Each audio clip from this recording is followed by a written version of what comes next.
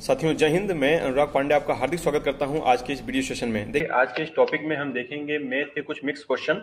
आइए स्टार्ट करते हैं टॉपिक मैथ से। क्वेश्चन नोट करिएगा यहाँ पर। यदि दो संख्याओं का योग यदि दो संख्याओं का योग यदि दो संख्याओं का योग 9 है तथा उन संख्याओं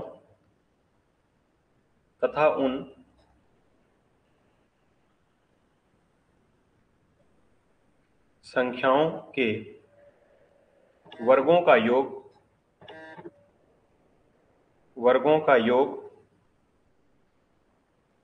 41 है तो संख्याओं का गुणनफल क्या होगा। तो संख्याओं का गुणनफल क्या होगा। गुणनफल क्या होगा। निकालिए सभी। इस प्रश्न का आंसर निकालें आप सभी। ऑप्शन भी मैं यहाँ पर देता हूँ। ऑप्शन एक दिया है यहाँ पर 16, ऑप्शन बी यहाँ पर दिया है 38, ऑप्शन सी यहाँ पर दिया है 20 और ऑप्शन डी यहाँ पर दिया है 21। निकालिए सभी इसका आंसर।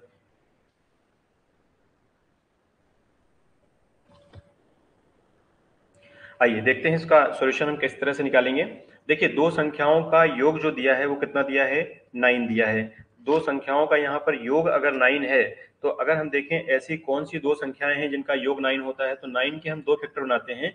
तो यहाँ देखें एक 4 प्लस 5, 4 और 5 को यदि हम बात करें तो योग कितना आ रहा है 9, और उनके वर्गों का योग कितना दिया है, वर्गों का योग दिया है 41। चेक कर लेते हैं हम। 4 का स्क्वायर होता है 16 और 5 का स्क्वायर होता है 25 और 16 और 25 देखिए 41 होता है। यानी वो संख्याएं क्या होंगी, एक संख्या होगी 4 और एक संख्या होगी 5। अब इनके संख्याओं का गुणनफल पूछा है तो संख्याएं एक हो गई 4, एक हो गई 5, तो 4 पंजे कितना हो जाएगा 20। इस प्रश्न का आंसर हो जाएगा 20। अब आपके मन में एक प्रश्न आ रहा होगा कि सर यहाँ पर 4 और 5 लिया लेकिन 9 के और भी तो फैक्टर बन सकते हैं, जैसे कि 8 और 9। दो संख्याओं का योग कितना दिया है, 8 और 1 भी 9 हो रहा है। लेकिन देखिए 8 और 1 भी 9 हो रहा है, लेकिन इनके वर्गों का योग जब हम करेंगे तो 8 अठियां 64 प्लस 1 एकम 1, ये कितना हो रहा है 65 हो रहा है। ये अप्लाई नहीं हो सकता है क्योंकि वर्गों का योग कितना होना चाहिए, 41 होना चाहिए। अगर मान के चलिए यहाँ पर 9 को हम ऐसे भी लिख सकते हैं 7 और 2, 7 प्लस 2 भी 9 हो रहा है, लेकिन 7 का स्क्वायर करेंगे कितना आएगा 49 और 2 का स्क्वायर करेंगे कितना आ जाएगा 4 आ जाएगा। वर्गों का योग ये आ रहा है, लेकिन ये कितना आ जाएगा, ये 53 आ रहा है, ये भी 41 नहीं आ रहा है, यानी ये फैक्टर भी हम नहीं ले सकते। तो हमें फैक्टर ऐसे का योग कितना हो जाए 9 और उनके वर्गों का योग कितना होगा 41। वो कब हो रहा है, जब हम फैक्टर 4 और 5 के रूप में ले रहे हैं, यानी उनका गुणनफल करेंगे कितना आ जाएगा 20 आ जाएगा। आइए अगले प्रश्न की ओर हम पढ़ते हैं। अगला प्रश्न यहाँ पर दिया गया है, ए एक काम का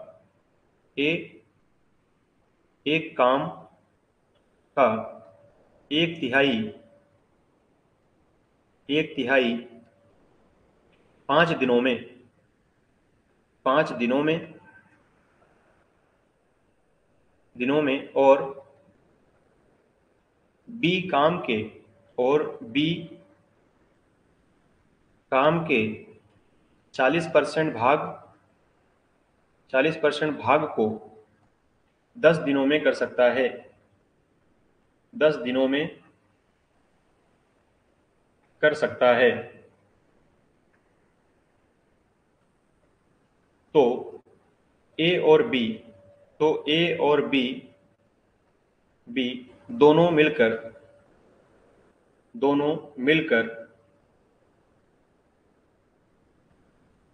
काम को कितने समय में करेंगे, काम को कितने दिनों में खत्म करेंगे, कितने दिनों में खत्म करेंगे। निकालिए सभी। इस प्रश्न का आंसर निकालें आप सभी। कितने दिनों में खत्म करेंगे। चलिए देखते हैं इसका। ऑप्शन भी मैं आपको दे रहा हूँ। एक ऑप्शन दिया है 81/7, ऑप्शन बी यहाँ पर दिया है 29/4, ऑप्शन सी यहाँ दिया है 75/8 और ऑप्शन डी यहाँ पर दिया है 10। ये सभी दिन हैं ऑप्शन में। इतने दिन यहाँ पर, ये भी दिन में है और ये भी दिन है और ये भी दिन।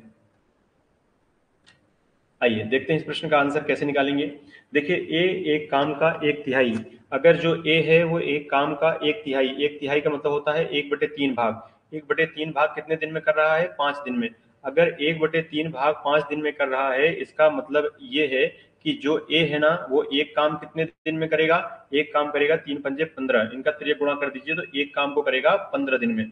अगर बी की हम बात करें, जो बी है वो देखें बी 40% भाग को, बी क्या करता है 40% भाग। 40% का मतलब होता है कि 40 बटे कितना हो जाएगा? 40 बटे में 100। जब इसको हम काटेंगे तो 0 से 0 कट जाएगा और 2 से काटेंगे तो 2 दूनी 4 और 2 पंजे 10।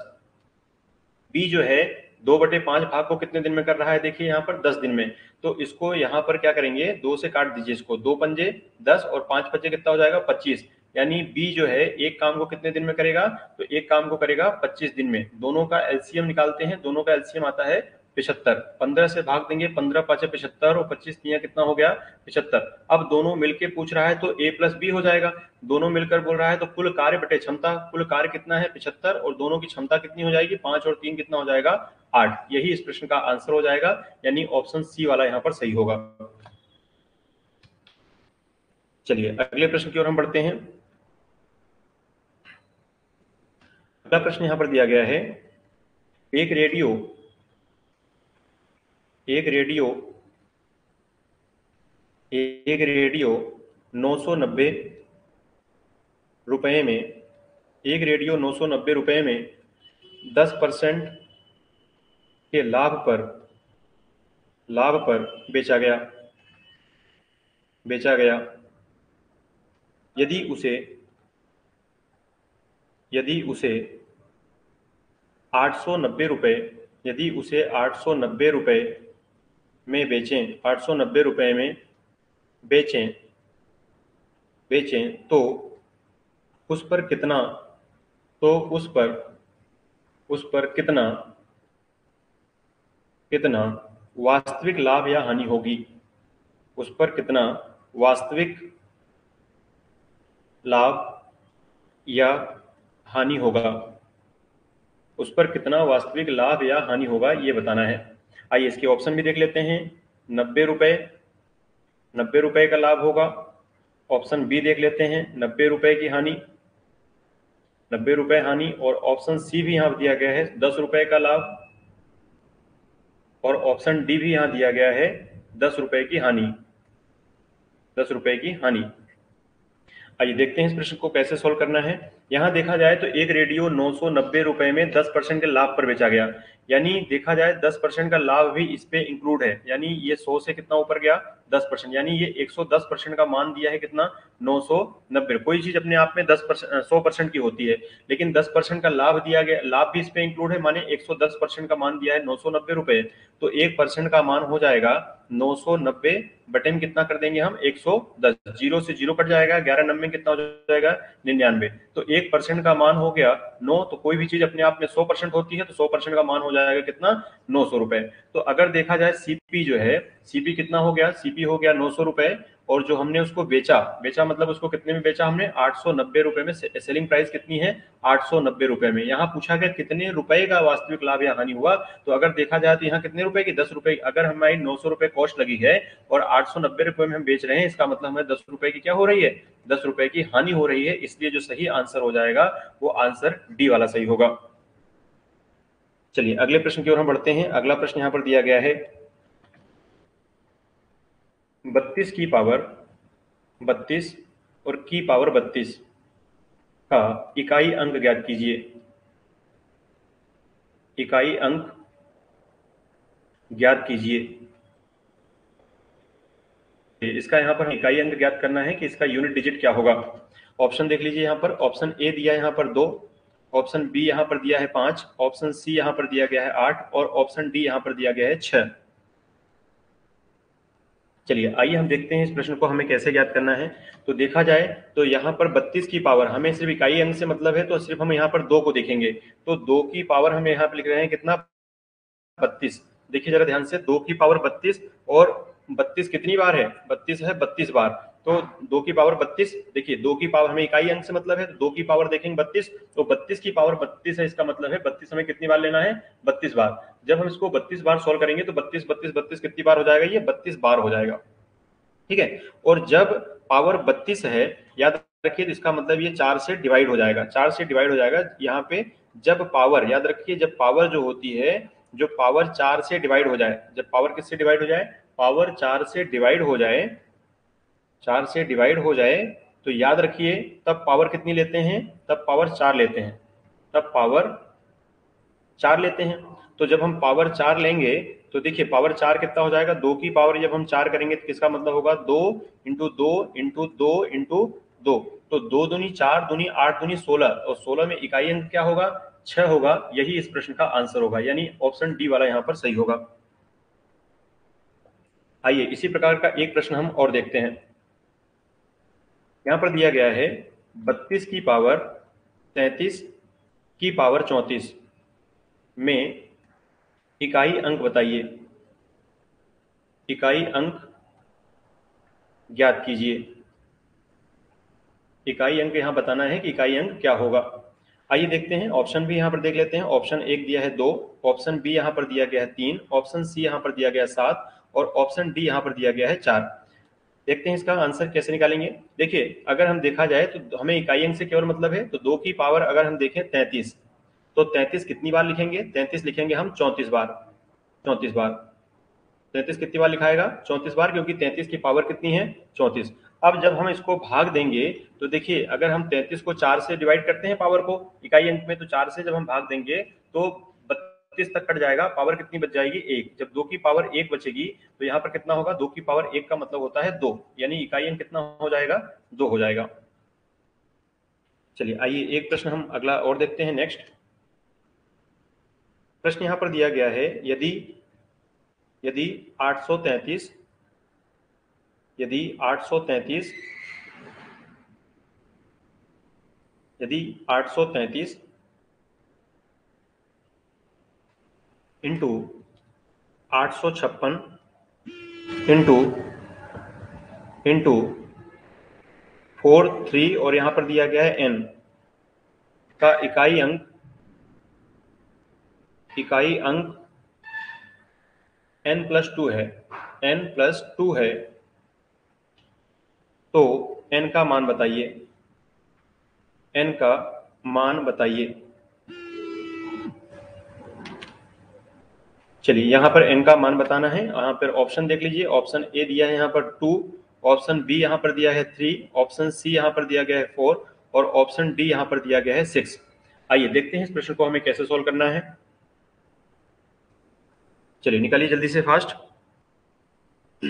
आपको दिया जा रहा है 30 सेकंड, 30 सेकंड में जल्दी से इसको सोल्व कीजिए।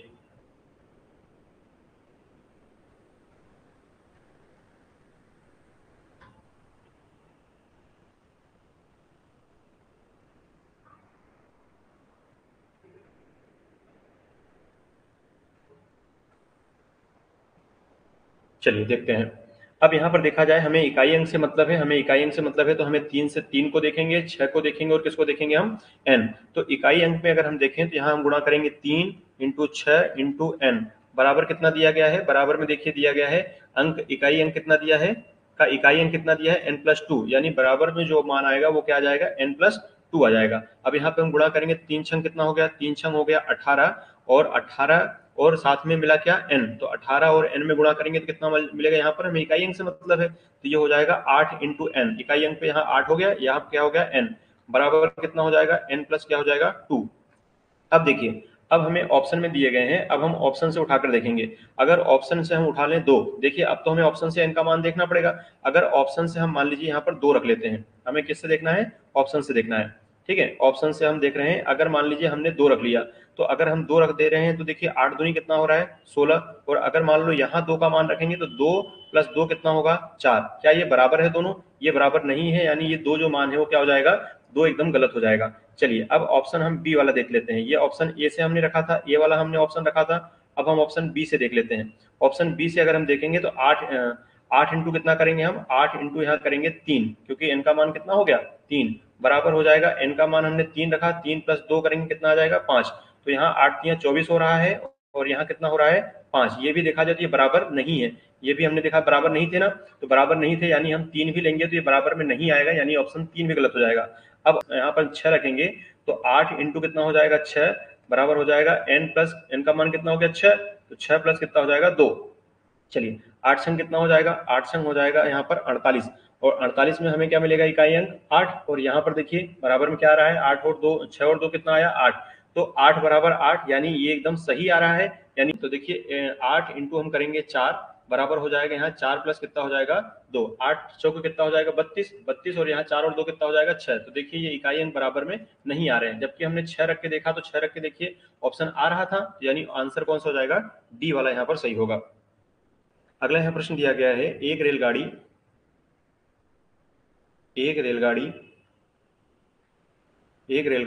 400 मीटर 400 मीटर लंबे एक रेलगाड़ी 400 मीटर लंबे प्लेटफार्म को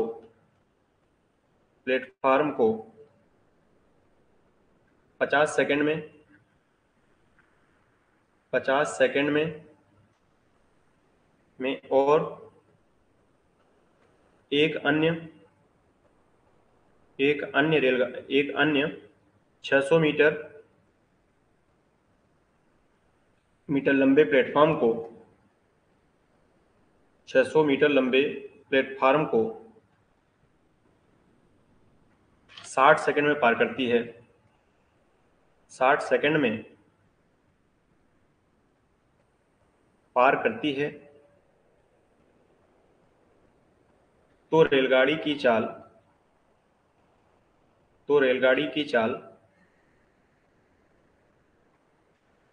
किलोमीटर प्रति घंटे में बताइए, किलोमीटर प्रति घंटे में बताइए। आइए देखते हैं इस प्रश्न को कैसे सॉल्व करना है। चलिए देखा जाए तो यहाँ एक रेलगाड़ी जो है 400 जो मीटर है 400 मीटर लंबे प्लेटफॉर्म को कितने समय में पार कर रही है 50 सेकंड में, लेकिन अगर 600 मीटर लंबे प्लेटफॉर्म को कितने समय में पार कर रही है यहाँ पर 60 सेकंड में। कभी भी अगर ऐसे दो दूरी दे दी जाए और दो समय दे दिया जाए और फिर आपको रियल जो चाल निकालनी है तो क्या करेंगे, याद रखिए दोनों का डिफरेंस देखना है, दोनों का क्या लिखना है यहाँ पर अंतर। ठीक है, दोनों का अंतर कितना आ गया 200, और दोनों का यहाँ समय का अंतर कितना आ रहा है 10। तो अगर जो रियल चाल निकलेगी ना, चाल यहाँ पर देखना है तो कैसे निकालना है, चाल बराबर होता है डिस्टेंस अपॉन में क्या होता है टाइम। डिस्टेंस कितना आ गया 200 और टाइम कितना आ गया 10, तो 200 बटे 10 कितना आ गया भैया 210 आ गया 20। अब ये आ गया 20 सेकंड, क्या आ गया 20 सेकंड आ गया। ठीक है, अगर चाल बराबर 20 मीटर प्रति सेकंड आ गया, लेकिन हमें किस में निकालना है क्योंकि मीटर में था ना, तो मीटर प्रति सेकंड हो गया, ये क्या हो गया मीटर प्रति सेकंड। लेकिन अब हमें इसे किलोमीटर में बदलना है तो हम क्या करेंगे 20 इंटू किलोमीटर में बदलना है, तो याद रखिए 18 बटे 5 का यहाँ पर गुणा कर देते हैं, तो 5 चौके 20 और 18 चौके कितना हो गया 72 किलोमीटर पर आवर, इस प्रश्न का आंसर हो जाएगा। कभी भी अगर याद रखिए मीटर को हमें किलोमीटर में बदलना है, मीटर प्रति सेकंड को हमें किस में बदलना है किलोमीटर पर आवर में, तो याद रखिए हमें क्या करना है 18 बटे 5 का गुणा कर देते हैं। अगर हमें किलोमीटर पर आवर को हमें बदलना है किसमें मीटर प्रति सेकंड में, तो 5 बटे 18 का क्या हम कर देते हैं गुणा कर देते हैं। ठीक है, इसको याद रखिएगा। चलिए अगला एक प्रश्न और देखते हैं हम। अगला यहाँ प्रश्न दिया गया है कि एक समचतुर्भुज एक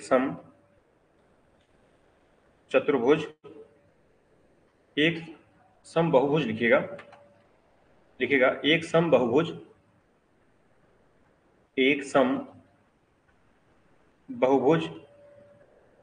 के विकर्णों की संख्या ज्ञात कीजिए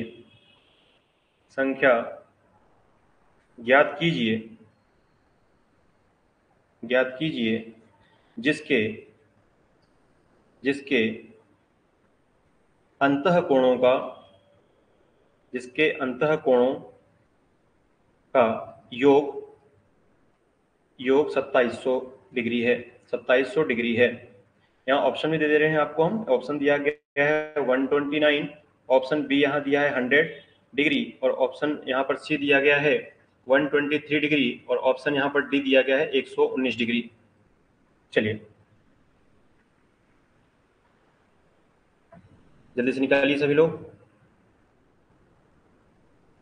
देखिए कभी भी अगर अंतः कोणों का योग दे दिया जाए और विकर्णों की संख्या पूछे तो याद रखिए विकर्णों की जो संख्या होती है समचतुर्भुज में समबाहुभुज में, तो विकर्णों की अगर कभी भी संख्या पूछे विकर्णों की संख्या, तो इसका एक फार्मूला याद रखिएगा। विकर्णों की संख्या का फार्मूला होता है एन, विकर्ण मतलब होता है डी, डायगोनल क्या होता है डायगोनल, डी बराबर होता है N into N minus three, N into N minus three और डिवाइड बाय कर देना है टू। ठीक है, कभी भी विकर्णों की संख्या पूछे तो ये निकालना है, लेकिन n कहां से निकालेंगे, अंतः n का मतलब होता है अंतः कोणों का जो अपन योग निकालेंगे n से, कैसे निकलेगा वो देखिए। यहाँ से अंतः कोणों के योग से n का मान निकल जाएगा। जैसे अंतः कोणों का योग का फार्मूला क्या होता है, लिखिएगा अंतः कोणों का योग, अंतः कोणों का योग, योग दिया है तो पहले यहाँ से योग से हम n निकाल लेंगे। अंतः कोणों का योग का फार्मूला होता है n माइनस टू और इंटू कर देना है कितना, इंटू कर देना है 180। ठीक है, अगर देखा जाए तो ये कितना दिया है n माइनस टू इंटू 180 का मान जो दिया है वो दिया है 2700। तो एक जीरो से एक जीरो हम यहाँ पर काट देंगे। ठीक है, 18 से काट देंगे तो 18 से कितनी कितनी बार कट जाएगा, 18 एकम 18 और यहाँ पर कितना हो गया 18, ये कट जाएगा n माइनस टू बराबर अगर हम देखें तो कितना हो जाएगा ये 18 और ये हो जाएगा 15। ठीक है, n माइनस टू बराबर हो गया 15, तो n बराबर अगर हम बात करें तो इसको पक्षांतर करेंगे तो 15 और इधर आके पक्षांतर हो जाएगा तो प्लस हो जाएगा 2 बराबर कितना हो जाएगा 17। तो n का मान कितना आ गया, n का मान आ गया 17। अब हम विकर्णों की संख्या हमें निकालना है, तो विकर्णों की संख्या का फार्मूला आपको मैंने बताया है कि कभी भी विकर्णों की संख्या निकालनी है डी डायगोनल, तो भैया याद रखिए n into N minus three divide by 2 होता है। तो n का मान कितना आ गया 17, 17 इंटू कितना हो जाएगा 17 माइनस कितना हो जाएगा 3 डिवाइड बाय कितना हो जाएगा 2। तो यहाँ पर हम देखें हो जाएगा 17, 17 इंटू कितना हो जाएगा 14 बटे में कितना हो जाएगा 2। जब 2 से काटेंगे कितना हो जाएगा 2 सत्ते 14 और 17 का गुणा 7 में कितना होता है 119। यही इस प्रश्न का आंसर हो जाएगा। उम्मीद करता हूँ जितनी भी मैंने चीजें आज आपको बताई हैं पूरी समझ में आई होंगी। वीडियो आपको कैसी लगी कमेंट करके जरूर बताइएगा, आपके कमेंट का मुझे इंतजार रहेगा। यदि वीडियो आपको अच्छी लगी हो तो लाइक जरूर करिएगा और अपने मित्रों तक शेयर भी करिएगा जिन्हें वाकई इसकी जरूरत है। यदि आप चैनल पर नए हैं तो चैनल को सब्सक्राइब भी कर लीजिएगा और बेल आइकन भी दबाना ना भूलिएगा, ताकि इस प्रकार का जो वीडियो है उस प्रकार नोटिफिकेशन सबसे पहले आपको मिल सके। वीडियो में शुरू से अंत तक बने रहने के लिए तहे दिल से शुक्रिया तथा धन्यवाद। Thank you.